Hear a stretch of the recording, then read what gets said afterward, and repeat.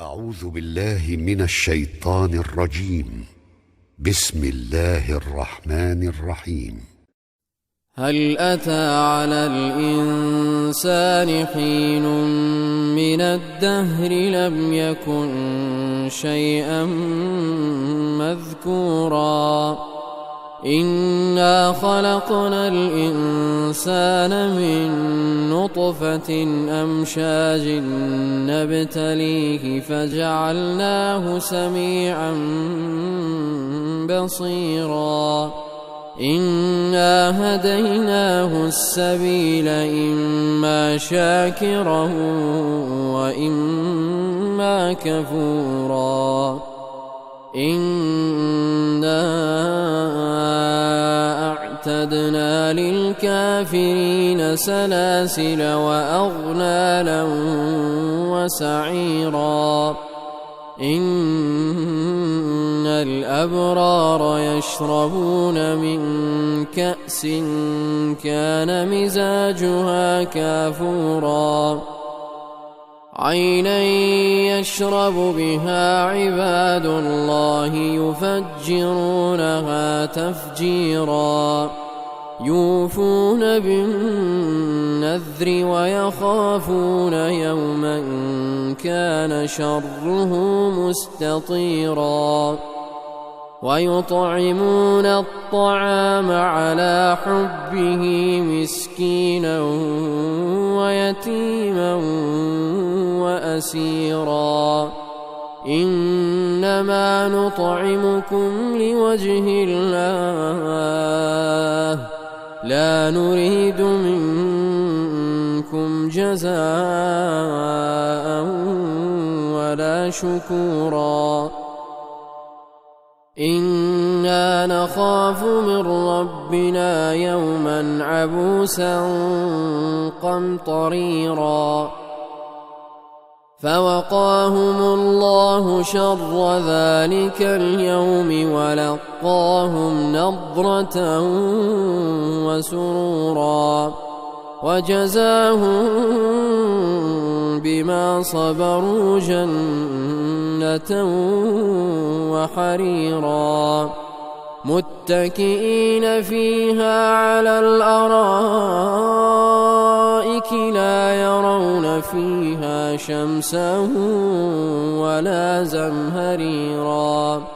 ودانية عليهم ظلالها وذللت قطوفها تذليلا ويطاف عليهم بآنية من فضة وأكواب كانت قوارير من فضة قدروها تقديرا ويسقون فيها كأسا كان مزاجها زنجبيلا عينا فيها تسمى سلسبيلا ويطوف عليهم ولدان مخلدون إذا رأيتهم حسبتهم لؤلؤا منثورا وإذا رأيت ثم رأيت نعيما وملكا كبيرا عاليهم ثياب سندس خضر واستبرق وحلوا أساور من فضة وسقاهم ربهم شرابا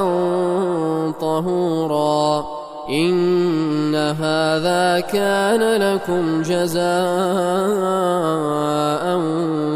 وكان سعيكم مشكورا إنا نحن نزلنا عليك القرآن تنزيلا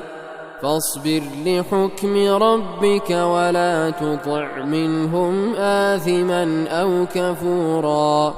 واذكر اسم ربك بكرة وأصيلا واذكر اسم ربك بكرة وأصيلا ومن الليل فاسجد له وسبحه ليلا طويلا إن هؤلاء يحبون العاجلة ويذرون وراءهم يوما ثقيلا نحن خلقناهم وشددنا أسرهم وإذا شئنا بدلنا أمثالهم تبديلا إن هذه تذكرة فمن شاء اتخذ إلى ربه سبيلا وما تشاءون إلا أن يشاء الله إن الله كان عليما حكيما يدخل من يشاء